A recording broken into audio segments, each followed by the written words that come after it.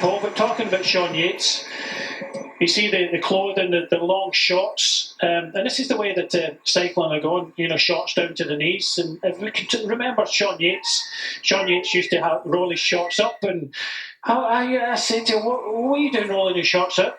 It's because he didn't, after the Tour de France, when he took his break, he didn't want to be seen at the beach with this kind of strange tan line. So he used to roll up his shorts. So he used to get the tan line, so he was able to walk down the beach and people wouldn't look around at him and laugh. Well, Brian, I've got an admission to make. Go on then. I like as well. We've got 154 Ks to go. Confession. 10 minutes. Sean Yates was one of my heroes growing up as a young rider in the 1980s, as was Greg LeMond and our very own Sean Kelly.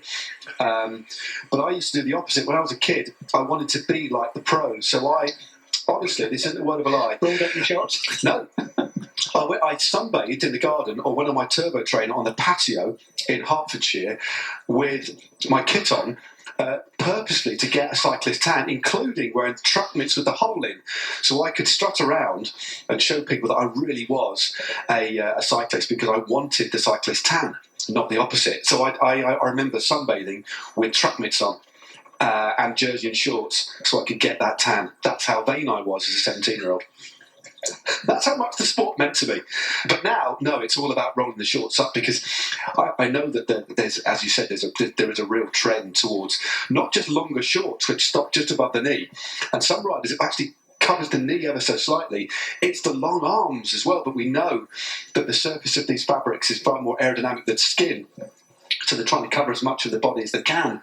But then when you see these riders out training, when there's some more candid photos that quite often these riders post on their social media, on Instagram, they've got the socks rolled down, the sleeves rolled up, and the shorts folded up, just so they can get a slightly more regular tan, so they don't look too strange, and they get asked to leave when they go to the local swimming pool. And for all the kids, or for anybody listening out there, having a good tan is not always a good thing. No. That it's a bit of skin cancer out there, and I know that's right. Also for Team Novo Nordisk, Sam Brand is an ambassador for LifeJackets, and they're very much working at the forefront on male skin cancer. So, yeah, if you get out in the sun, sunblock, and you're one of these riders that used to use a lot of kind of factor 50 and things like that. Very important. It's not all about looking good and nice colour and things like that.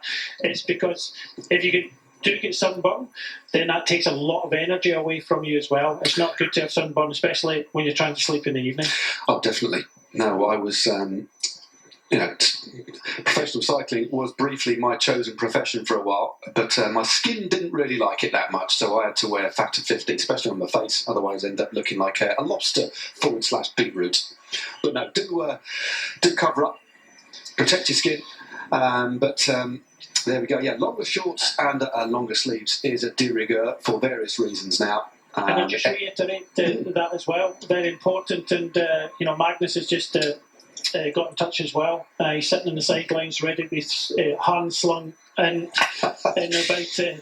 about 30, or very soon actually. 21 Ks, I think, Brian, you've got left before you get hand sling. I think I've got 1.4 Ks until Maggie's in. So hand sling around before he goes, and he may want to touch on it, but he did have skin cancer, so it's kind of close to his heart. So kids, use a nice sunblock.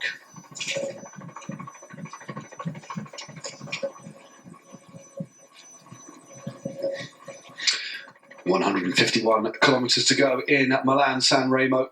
I wouldn't say things are hot